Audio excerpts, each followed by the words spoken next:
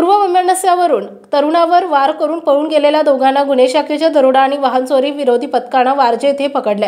हर्षद वांजळे असं अटक केलेल्याचं नाव असून त्याच्या अल्पवयीन साथीदाराला ताब्यात घेण्यात आलंय। तरुणावर वार करून खुनाचा प्रयत्न केल्याचा गुन्हा हवेली पोलीस ठाण्यात दाखल आहे।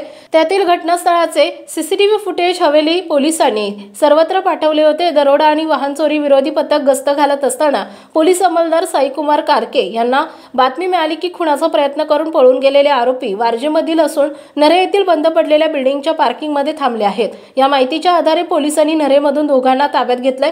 पुढील कारवाई करिता त्यांना हवेली पोलीस ठाण्याच्या ताब्यात देण्यात आले।